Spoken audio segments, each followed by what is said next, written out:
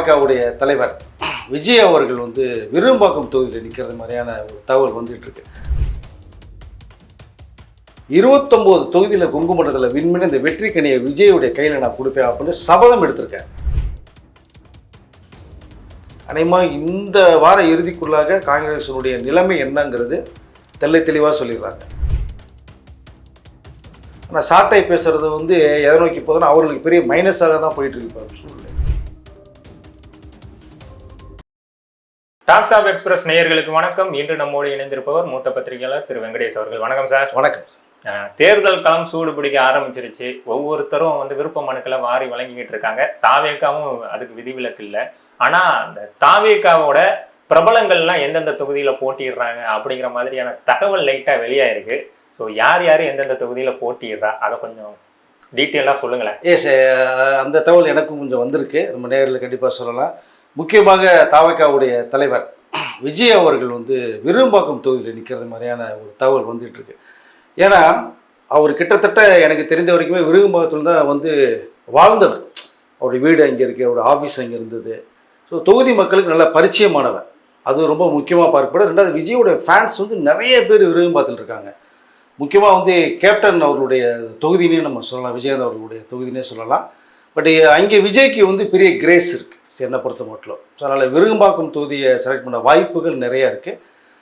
இன்னொரு தொகுதி வந்து மதுரையில் வந்து நிற்கிறது மாதிரியான ஒரு விஷயம் பேசப்பட்டிருக்கு. ஏன்னா அங்கே வந்து ஒரு ஆணித்தரமாக 2வது மாநாட்டில் சொன்னது தெற்கு கிழக்கு மேற்கு எல்லாமே விஜய் மோகன்தான் சொன்ன விஷயத்தை தான் இங்கே ஹைலைட்டாக பார்க்க பண்ணோம்.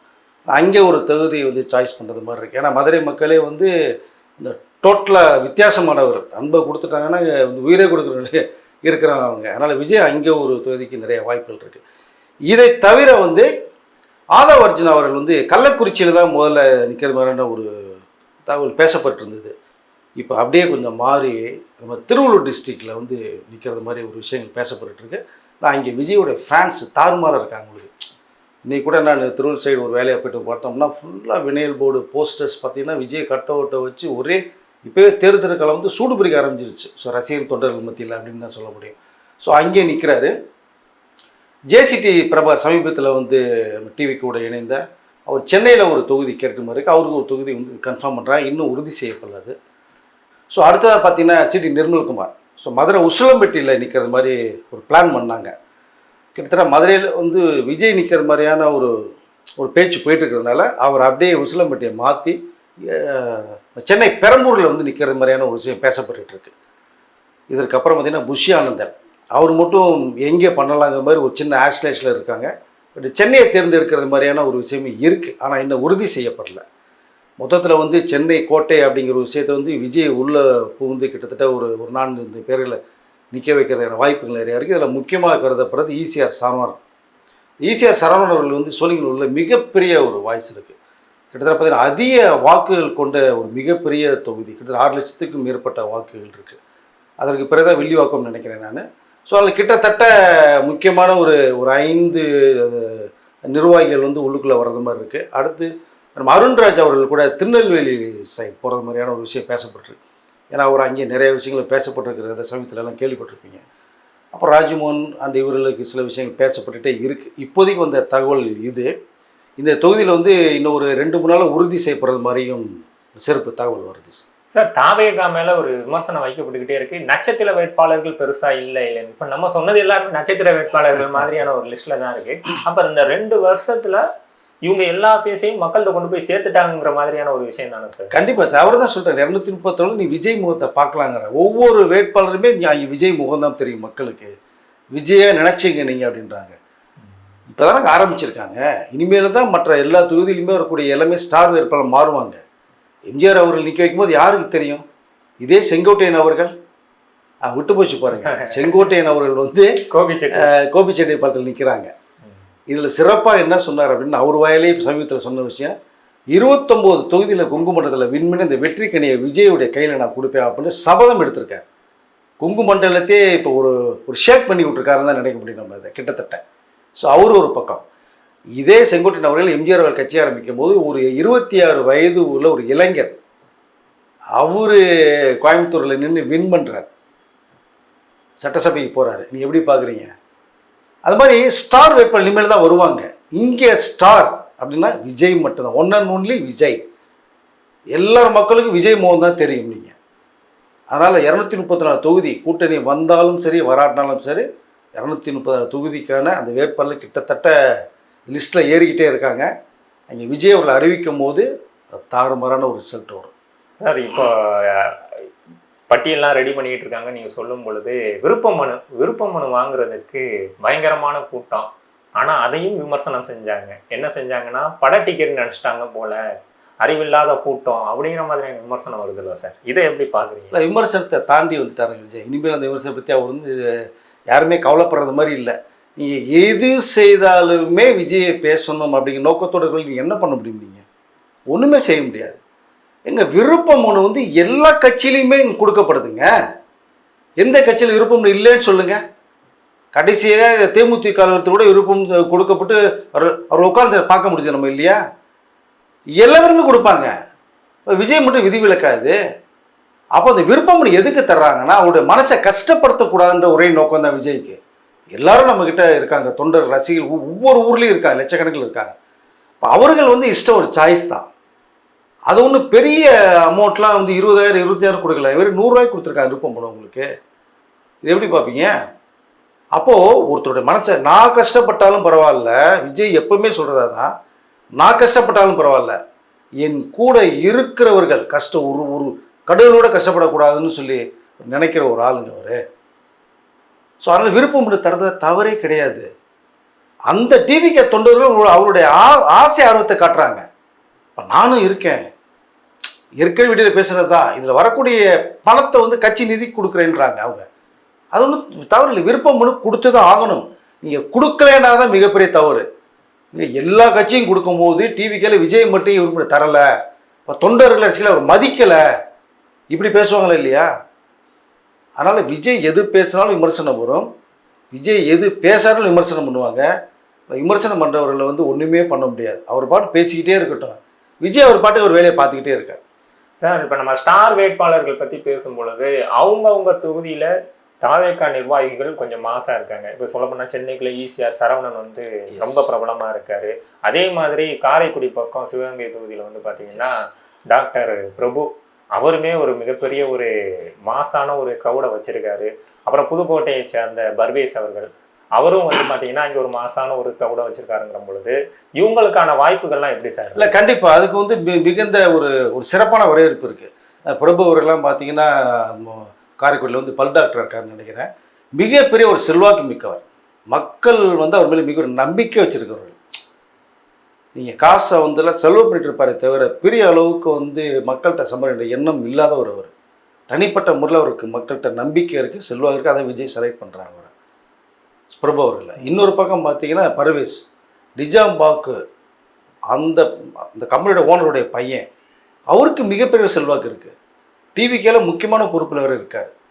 ஸோ இளைஞர் வேறு நிறைய விஷயங்களை படித்தவர்கள் இளைஞர்கள். இந்த நாட்டுக்கு நம்பிக்கை, மக்கள் உங்கள் மேலே நம்பிக்கை இருக்கணுங்கிறார். முதல்ல விஜய் மேலே மட்டும் நம்பிக்கை இருந்தால் பார்த்தா உங்கள் மேலே நம்பிக்கை இருக்கணும். அப்போ மக்கள் மத்தியில் செல்வாக்குள்ளவர்கள், யாருன்னு தெரிந்த முகங்கள். இதை தான் விஜய் ஒரு சார்ட் ரெடி பண்ணிட்டு இருக்காரு. விரைவில் அதனுடைய சார்ட் வெளிவரப்போகுது. ஈசிஆர் சரவணன் கூட ஒரு விஷயம் சொல்லியிருக்காரு. சோழிங்கரில் விஜய் அவர்கள் நிற்கிறதா இருந்தால் நான் விளைவிக்கிறேன்னு சொல்கிறார். அங்கே அவருடைய செல்வாக்கு எப்படி இருக்கு? விஜய் அவர்களுக்கு அதிக வாக்குகள் உள்ள தொகுதி அது. ஆனால் ஈசிஆர் சரவணன் தான் நிற்கிறாரு. ஸோ விஜய் நீயே நில்லுப்பான்ட்டார். ஸோ அதனால் எல்லா மக்களுமே நம்பிக்கையுள்ள இருக்காங்க. கண்டிப்பாக விஜய் செலக்ட் பண்ணுற அந்த ஒரு சார்ட் மிகப்பெரிய அளவில் இருக்கும். இதை தொடர்ந்து பார்த்தீங்கன்னா தாவேகா தற்கொலை கூட்டம் அப்படிங்கிற ஒரு விமர்சனம் வந்துகிட்டு இருக்கும் பொழுது அந்த விசில் சேப்பாக்கம் மைதானத்தில் பயன்படுத்துறதுக்கு தடை அப்படிங்கிற ஒரு விஷயம் பண்ணியிருக்காங்க. இது அப்பட்டமாகவும் பச்சையாகவும் தெரியலையா சார்? தற்கொலை கூட்டமாக அறிவாளிகள் கூட்டமாங்கிறது வந்து ஒரு லிமிட்டுக்கு பிறகு தெரியணும்னு தான் நினைக்கிறேன் நான். இதே தான் திரும்பவும் நம்ம மக்களத்தில் எம்ஜிஆர் விட்ட தான் போக வேண்டியதாக இருக்குது. அவர்களுக்கும் இதே விமர்சனம் தான் கொடுத்தாங்க. அது இது கவலையே படலை அவர். அதுக்கப்புறம் அந்த கூட்டம் எப்படின்றத காமிச்சார். அதே மாதிரி தான் விஜய் அவருடைய கூட்டத்தையும் காமிப்பார். விசில் வந்து நீங்கள் மறைக்கவே முடியாது. தமிழகத்தினுடைய மிக சிறந்த நிறைய அரசு துறையில் இருக்கிறவங்க டிபார்ட்மெண்ட்டே விசில் இருக்குது. நீ என்ன சொல்ல முடியும்? காவல்துறையிட்ட whistle, so bus conductor whistle. நமது சென்னை மாநகரத்தை தமிழ்நாட்டுடைய அத்தனை சந்து பூந்துலையும் தூய்மையை செய்த தூய்மை பணியருடைய சகோதர சகோதரிகள் அவங்க கையில் விசில் இருக்குது. காலையில் வரும்போது 6 மணிக்கு முதல்ல விசில் அடித்து தான் வர்றாங்க. சமீபத்தில் என்னுடைய நண்பர் வீட்டுக்கு எதிரில் அவர் நண்பருக்கு வந்து 2-3 நாள் ஊருக்கு போயிட்டு வந்து குப்பையை சேர்த்து வீட்டில் இருக்கிற இந்த குப்பை எடுக்க போகும்போது சரி வண்டி வரும்போது போடலாம் போது காலைல விசில் சவுண்டு கேட்குது. சரி வண்டி தான் வந்துட்டாங்கன்னு சொல்லிட்டு குப்பையை எடுத்துகிட்டு போனான்னா வண்டியே காணும். சுற்றி முற்றி அடி பார்த்தான்னா எதிர் வீட்டில் விஜய் ரசிகர் அவர் காலை 6 மணிக்கு விசில் அடிச்சுட்டு இருக்காரு உட்காந்துட்டு. எப்படி பார்ப்பீங்க அதை? ஸோ இந்த விசில் சவுண்டு கேட்டு இவர் குப்பை எடுத்துகிட்டு போகணுன்னு பார்க்குறாரு. ஸோ இப்போ தூய்மை பணியாளர்களுடைய அன்றாட வேலை அவர்கள் தான் நிறைய பேருடைய தூக்கத்தை எழுப்புறாங்க. காலையில் வந்து நான் வந்துட்டேன் வாங்க உங்கள் வீட்டை நான் சுத்தம் செய்ய வந்திருக்கேன்னு சொல்கிறாங்க. ஸோ இந்த விசில் மறக்கவே முடியாதுங்க. விசிலை வந்து நீங்கள் தடுக்கவும் முடியாது, ஒழிக்கவும் முடியாது. ரெண்டாவதாக பார்த்தீங்கன்னா இப்போது விசில் வந்து எங்கேயும் ஊதக்கூடாது அப்படிங்கிற அளவுக்கு ஒரு விஷயம் பேசப்பட்டுருக்கு. அது ஏற்கனவே நடந்த ஒரு கிரிக்கெட் மேட்ச்சில் நடந்துருச்சு. இப்போ ஐபிஎல் வரப்போகுது. எல்லோரும் கொண்டாடப்படக்கூடிய ஒரு கேம். தலை தோனினாலே விசில் போடுதான். தலை தோனிக்கு விசில் போடுங்க, இந்த பக்கம் தளபதி விஜய்க்கு விசில் போடுங்கன்னு சொல்ல ஆரம்பிச்சிட்டாங்க. இப்போ இதற்காகவே வந்து டோட்டலாக விசிலை பேன் பண்ண போகிறாங்க. கிரவுண்டுக்குள்ளே விசில் எடுத்துகிட்டு போகக்கூடாது. இந்த தலை தோனிக்கு விசில் போடுங்கிறத அந்த புறமாக வரக்கூடாது, விசில் சவுண்டு வரக்கூடாது அப்படிங்கிற ஒரு விஷயம் இப்போ பேசப்பட்டு இருக்கு. எந்தளவுக்கு சிஸ்டத்துக்குள்ளே வரும்னு தெரியல, ஆனால் இப்படி ஒரு விஷயம் பேசப்பட்டுருக்கு. அதனால் எது மறைத்தாலுமே மறைக்கப்பட்டாலுமே விசிலையும் விஜயும் விவி ரெண்டையுமே வந்து மக்கள் மறக்க மாட்டாங்கன்னு தான் நான் நினைக்கிறேன். இல்லை சார், இந்த விசிலை வந்து தடுத்து நிப்பாட்டுறதுனால விஜயோட வாக்குகளை குறைக்க முடிஞ்சிருங்கிற ஒரு விஷயம் நடந்துருமா என்ன? அப்படி கிடையாதுங்க, அந்த நோக்கம் கண்டிப்பாக இருக்காது. பட் இந்த சவுண்டு வரும்போது சும்மா இருக்கிறது கூட விஜய் சவுண்டுப்பா அப்படின்னு சொல்லுவாங்க இல்லையா, அதுக்கு வாய்ப்பு இருக்குல்ல. அந்த ஒரு வந்து எல்லார்ட்டையுமே அந்த ஒரு விஷயத்தை கொண்டு போயிடக்கூடாது அப்படிங்கிற ஒரு நோக்கம் தானே தவிர இதனால வந்து மவுஸ் குறைஞ்சிடும் அப்படிங்கிற விஷயம்லாம் கிடையாது. விசில் கட்டாலே இப்போ ஆட்டோமேட்டிக்காக விஜய்ன்னு சொல்ல ஆரம்பிச்சிட்டாங்க. இப்போ அதனால் யார் நாட்டுக்கு மக்களுக்கு நல்லது செய்ய நினைக்கிறாங்களோ மக்கள் அவெல்லாம் செலக்ட் பண்ண போகிறாங்க இல்லையா. ரெண்டாவதாக இன்னொரு விஷயம், என்னுடைய நண்பர் வந்து சர்வேக்கு போகிறாங்க, ஒவ்வொரு தொகுதிக்கு போயிட்டுருக்காங்க. டிஎம்கேவுக்கு நல்ல ஒரு, ஏன்னா அவர்கள் ஓட்டு அவர்களுக்கு தான், அது ஒன்றும் அதை யாராலும் பிரிக்கவே முடியாது. திமுகவுடைய உண்மையான விசுவாசிகளுடைய ரத்தம் பூரா டிஎம்கே தான் ஓட்டு, அது மாற்று கருத்தே இல்லை, அதை மாற்றவும் முடியாது அவர்களில். இரண்டாவதாக பார்த்தீங்க அப்படின்னா யாருக்கு ஒரு செல்வாக்கு இருக்குன்னு கேட்டோம்னா விஜய்க்குன்னு சொல்கிறாங்க எல்லா பேருமே. மூன்றாவது இடம் அண்ணாடிஎம்கேன்னு போகிறாங்க. அவர் ஆச்சரியப்படுறாங்க.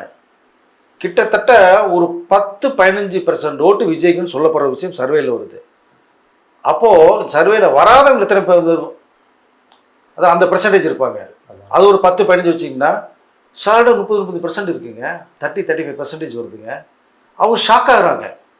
என்னப்பா விஜய்க்கு அண்ணாடிஎம்கேல உள்ளவங்க சில பேர் டிஎம்கே, சில பேருக்கு வந்து எப்பயுமே எல்லா இடத்துலையும் பிடிக்காதவங்க சில பேர் இருப்பாங்க, காட்டிக்குவாங்க, பிடிக்காம இருப்பாங்க. அவருடைய ஓட்டு வந்து அண்ணாடிஎம்கே போயிருக்கு, அண்ணாடிஎம்கேல பிடிக்காதவர்கள் ஓட்டு இந்த டிஎம்கேக்கு போயிருக்கு. மாறி மாறி போட்டாங்க. இன்றைக்கு 2 பக்கமே பிடிக்காத யாருக்கு ஓட்டுனா விஜய்க்குன்றாங்க. இப்போ மக்களுடைய ஒரு மாற்றத்துக்கு மிகப்பெரிய விஜய் வந்து ஒரு பில்லரை வந்து கண்முடி நிற்கிறார், பிம்பமாக நிற்கிறார் வந்து. அதை அதனால் விஜய் வந்து இப்போ சர்வேல 2வது பொசிஷனில் வந்து நிற்கிறார். இப்போ அவர் சொன்னது நிஜமாயிருச்சா? டிஎம்கே டிவிகே தான் சொன்னது நிஜமாகுது? இப்போ மக்களுடைய வாய்ஸ் இப்போ வந்து அவர்கள் சொல்ல ஆரம்பிச்சிட்டாங்களா? இப்போ விஜய் ஓட்டை கிட்டத்தட்ட பிரிக்கிறது வந்து அவருக்குன்னு ஒரு ஓட் பேங்க் இருக்குது. இன்னொரு அடிஷனலாக வரக்கூடிய அந்த ஓட் பேங்க் என்னென்னா அண்ணாடிஎம்கே ஓட்டுன்னு சொல்கிறாங்க. இப்போ என்னன்னா சார், இப்போ கூட்டணி பேச்சுவார்த்தைகள் இன்னும் எந்த கட்சியிலுமே உறுதி செய்யப்படாத நிலைமையில இருந்துகிட்டு இருக்கு. இவ்வளோ கடைசி வரை இழுத்துட்டு போகிறதுக்கான காரணம் விஜய்ங்கிற ஒரு ஃபேக்டர் தானா? எஸ், இப்போ அவரை வச்சு தான், அதான் சொல்ல ட்ரம்ப் கார்டாக விஜய் இப்போ இருக்காரு. அவரை வச்சுட்டு தான் எல்லா பேருமே எல்லார்ட்டையுமே இப்போ மற்ற கூட்டணியோட இருப்பவர்கள் பேசிக்கிட்டே இருக்காங்க. எல்லாமே கிட்டத்தட்ட இந்த நெருங்கி போய்கிட்டே இருக்குது. நம்ம சொன்னது மாதிரி ராமதாஸ் ஐயா, தேமுதிக, காங்கிரஸ் 3 பேர் இப்போ யாருக்குள்ளே போகுன்ற தெரியாமல் இருக்குது. 2 பேர் யாருக்குன்னே தெரியல. காங்கிரஸ் மட்டும் இப்போ இருக்க கூட்டணியோட மிகப்பெரிய ஒரு டீல் பண்ணிகிட்ருக்கேன். அது காரணம் விஜய் மட்டும்தான். விஜய் இருக்கிறனால தான் இந்த ஒரு தில்லோட தைரியத்தோட கெத்தோட பேசிகிட்டு இருக்காங்க. விஜய் இல்லைன்னா கண்டிப்பாக பேச மாட்டாங்க, அவர் பாட்டு சைலண்டாக இருப்பாங்க. ஆனாலும் அது ஒரு 2 நாளைக்குள்ளே முடிவு பண்ணுறது மாதிரி ஒரு சூழ்நிலை வருது. அநேகமாக இந்த வார இறுதிக்குள்ளாக காங்கிரஸினுடைய நிலைமை என்னங்கிறது தெளிவாக சொல்லிடுறாங்க. நாங்கள் திராவிட முன்னேற்றங்கள் தான் இருக்க போகிறோன்னு சொல்ல போகிறாங்க. இல்லையா நான் விஜயோட வரணும்னு சொல்ல போகிறேன். 2 விஷயந்தான். ஆனால் விஜய் அவர்களுடைய அந்த கதவு காங்கிரஸுக்காக அது திறந்துருக்கு, அது ஒன்றும் மாற்றம் கிடையாது. ஸோ வந்தாருன்னா வரவேற்கிறாங்க, வரலன்னா ஓகே ரொம்ப சந்தோஷம்னு சொல்லிட்டு இவர் வேலையை பார்க்க போகிறாங்க. இதுக்கப்புறம் தான் மற்றவர்கள் யார் வருவாங்கிற ஒரு விஷயம் பேசப்பட்டு இருக்கு. 2வது கிருஷ்ணசாமி அவர்கள் கூட கிட்ட விஜய் கிட்ட வர்றது மாதிரி ஒரு தகவல் பேசப்பட்டு இருக்கு. சொல்ல முடியாது, அவர் ஒரு தொழில் தான் நிற்பாங்க, அது வின்னி கேண்டிடேட், மாற்று கருத்தே இல்லை. இன்னொரு விஷயம் சர்ப்ரைஸாக சசிகலாவுடைய சகோதரர் திவாகரன் அவர்கள் அதிக இது தாவேக்கா சேரப்போன்னு சொல்கிறாங்க. அவர்கள் அந்த பக்கம் பார்த்தீங்கன்னா அவருடைய அந்த ஓட் பேங்க் நிறையா இருக்குது. சார் இப்போ ஓபிஎஸ் என்ன சார் ஆனார்? ஓபிஎஸ் பற்றி எந்த ஒரு தகவலும் வெளியே வராமலே இருக்கு சார். இல்லை அவர் வந்துங்க ஆக்சுவலாக டிவி கூட ஜாயின் பண்ணுறதுக்கான வாய்ப்புகள் தான் நிறைய இருந்தது. பட் அவர் ஏன் காலதாமதம் பண்ணிட்டு இருக்காருன்னே தெரில. டிடிவி ஒரு முடிவு எடுத்து போயிட்டார், ஓகே தப்பு இல்லை, அவருடைய விருப்பம். இல்லைன்னா கிட்டத்தட்ட ஓபிஎஸ் முடிவு எடுத்திருந்தாருன்னா டிவி கூட வந்திருப்பாருங்க விஜய் அவர்களோட. பட் அதுக்கு ஒரு சான்ஸ் மிஸ் ஆகி போச்சு. இப்போ அவர் ஓபிஎஸ் அவர்கள் தை பிறந்தால் வழி பிறக்குன்னு சொன்னாங்க. இந்த தை இப்போ முடிய போகுது. அவர் தை 1 தானே, தை 30 நாள் இருக்குல்லன்னு கேட்க சொல்கிறார். பட் அவர்கிட்ட இருந்தவர் நிறைய பேர் பிரிஞ்சு போய்கிட்டே இருக்காங்க. திராவிட முன்னேற்றத்தில் சேர்ந்துட்டாங்க சில பேர். ஜேசிடி பிரபாகரன் இந்த பக்கம் விஜயகுடம் வந்து சேர்ந்துட்டாரு. இப்போ வந்து ஓபிஎஸ் அவர்கள் கிட்டத்தட்ட வந்து ஒரு தனிமரமாக போகிற மாதிரி சூழ்நிலைக்கு வந்து அவருக்கு அவரே தள்ளப்பட்டாருன்னு தான் சொல்ல முடியுது. இப்போ சார் இன்னொரு விஷயம் இதை நான் கேட்குறேன். ஏன் கேட்குறேன்னா, நாம் தமிழர் கட்சி திமுகவை எதிர்க்கிறது தான் பிரதான எதிர்ப்பாக அது பண்ணிட்டு இருந்தது. ஆனால் இப்போ சில காலங்களாக வந்து விஜய் எதிர்க்கிறது தான் மெயினான எங்களோட வேலைங்கிற மாதிரி இறங்கி ஒன்று பண்ணுறாங்க சார். இதை எப்படி பார்க்குறீங்க? இல்லை அதான் சீமான் முதல்ல ஆரம்பத்தில் ரொம்ப பேசிகிட்டு இருந்தாங்க. பட் அது கொஞ்சம் இப்போ அந்த பேச்சு கொஞ்சம் குறைஞ்சிருக்குன்னு நினைக்கிறேன். அவருக்கிட்ட இருந்து வர்றது நான் அப்பப்போ பேசுகிறாங்க, சிலது டக்குன்னு சப்போர்ட் மாதிரி ஒரு ட்ராவல் போகுது. அண்ணன் தம்பி, அண்ணன் சொன்னால் தம்பி கேட்பார், தம்பி சொன்னால் கேட்டுக்கோன்றாங்க. கிட்டத்தட்ட 2 பேருமே காரில் ஒன்றாக பயணம் செய்த நாட்கள்லாம் உண்டு. கூட்டணி சம்பந்தப்பட்ட பேசப்பட்ட விஷயங்களும் இருந்தது. ஆனால் இங்கே எங்கே சில வேறுபாடுகள் இருந்தால் ஒரு உரையில் 2 கத்தியா அப்படிங்கிற மாதிரியான இந்த முதல்வர் வேட்பாளருங்கிற ஒரு விஷயம் வரும்போது தான் அங்கே தான் கொஞ்சம் இந்த பிரிய வருதுன்னு நான் நினைக்கிறேன். ஆனால் இப்போது சாட்டை துரைமுருகன் வந்து பேசிகிட்டே இருக்காங்க, நிறைய விஜயை பற்றி நிறைய பார்த்துட்ருப்பீங்க. ஸோ அது எதை நோக்கி போகுதுங்கிறது தெரில. அது வந்து நாம் தமிழர் கட்சிக்கு ஒரு பின்னடைவாக தான் போகும்னு நினைக்கிறேன் நான் அதை. பட் சீமான் பேசுனா எல்லாம் பொறுத்துக்குவாங்க. சரி அண்ணன் பேசுகிறாரு, சீமான் வந்து நிறைய சிறந்த ஒரு அறிவாளி பேசுவான்னு நினச்சிக்குவாங்க, 10ஓட 11ஆக போயிடும். ஆனால் சாட்டை பேசுகிறது வந்து எதை நோக்கி போகுதுன்னா அவர்களுக்கு பெரிய மைனஸாக தான் போயிட்டுருக்கு இப்போ சூழ்நிலை. ஸோ டிவிக்கோடைய வாய்ஸ் ஆட்டோமேட்டிக்காக ஏறிக்கிட்டே இருக்குது. அவர் யாரையுமே குறிப்பிட்ட வரை சீமான் பேர் சொல்லி விஜய் பேசுறது கிடையாது. சாட்டை எவ்வளோ பேசுகிறார், விஜய் எதாவது பேசுகிறாரா, அவர் அதை எதுவுமே கண்டுக்கல. நம்மளுடைய குறிக்கோள் என்ன, டிஎம்கே டிவிகே 2 தான். அண்ணா டிஎம் கூட பெருசாக எடுத்துக்கல, இப்போ தான் சமீபத்தில் எடுத்து பேசினார். ஏன்னா கூட்டணி இல்லைங்கிற ஒரு விஷயத்த மக்களுக்கு நான் கன்வே பண்ணணுங்கிற ஒரு விஷயத்தில் உடைச்சார். ஆனால் இவர் ஒரு பக்கம் பேசிக்கிட்டே இருக்கணும். விஜயோட இந்த கிரேஸ் ஏறிக்கிட்டே தான் போகுது, பேச பேச தான் ஏறுது. ஓகே சார், இப்போ வந்து ஏறக்குறைய தேர்தல் தேதி சீக்கிரம் அறிவிக்க போகிறாங்கிற பொழுது தாவேகா சைட்லேருந்து அந்த கட்சி நிர்வாகிகளுக்கு என்னென்ன மாதிரியான அறிவுரைகள்லாம் கொடுக்கப்பட்டிருக்கு சார்? இல்லை நிறைய பணியூரில் டெய்லி மீட் பண்ணுறாங்க. அந்த 28 பேர் கூட்ட ஒரு கமிட்டி போட்டிருக்காரு இல்லையா, அந்த கூட்டம் முக்கியமான நிர்வாகிகள்கிட்ட விஜய் வந்து டெய்லி வந்து கிட்டத்தட்ட 1/2 hour மேலே பேசிட்டு ஒரு தகவல் வருது. மக்கள் என்ன சந்திக்க போகணும், என்ன அடுத்த கட்டத்துக்கு எப்படி போகணும். ஏன்னா இப்போ அடுத்து மக்கள் சந்திப்பு சேலத்தில் போகிறது மாதிரி பாண்டிச்சேரியில் நடந்தது இல்லைங்களா, அந்த மாதிரி கிட்ட அந்த மாதிரி தான் சேலத்தில் நடக்க வாய்ப்புகள் இருக்குது. உள்ள மக்கள் சந்திக்கிறாரா இல்லை டோட்டல் செயல்கள் கூட்டத்தை மாதிரி கூப்பிட்டு சந்தித்து அடுத்த கட்டத்துக்கு கொண்டு போக போகிறாரா அப்படிங்கிற ஒரு விஷயம் இருக்குது. அது போக போக தான் தெரியும் ஒரு எப்படிங்கிற ஒரு விஷயம். அதனால் எல்லாருக்குமே ஒரு பொறுப்பை கொடுத்துட்டார். செங்கோட்டையன் அவர்கள் கொடுத்துட்டாங்க, நாஞ்சில் சம்பத் அவர்களும் கொடுத்துட்டாங்க. ஸோ எல்லாருமே பிரித்து கொடுக்கப்பட்டு இந்த வேலையில் அப்படி இப்போ வந்து போய்கிட்டே இருக்கு. இப்போ அதுதான் சமீபத்தில் செங்கோட்டையன் அவர்கள் பேசுனது, ஆதவர்ஜனா பேசுனதுலாம் நீங்கள் கேட்டிருப்பீங்க இப்போ 2 நாளைக்கு முன்னாடி. ஸோ அது வேலைகள் நடந்துக்கிட்டே தான் இருக்குது. தேர்தல் வந்து இன்னும் பெரிய டியூரேஷன் கிடையாது, உங்களுக்கு 2 மாதம் தான் இருக்குது. அதுவும் கிட்டத்தட்ட பார்த்தீங்கன்னா மே மாதம் வரக்கூடிய தேர்தல் கூட ஏப்ரல் 2nd 3rd வீக் வரது மாதிரி ஒரு சூழ்நிலை இப்போ பேசப்பட்டுட்டு இருக்கு உங்களுக்கு அதை. ஸோ அதனால் இப்போ இனிமேல் சேலத்துக்கு பிறகு விஜயோட பேச்சு அனல் வந்து பறக்கும் தான் நினைக்கிறேன். மக்கள் சந்திப்பு அடுத்தடுத்த கட்டத்துக்கு வரும்னு நினைக்கிறேங்க. ஓகே சார், நிறைய தகவலை பகிர்ந்துக்கிட்டீங்க, ரொம்ப நன்றி சார். நன்றி சார்.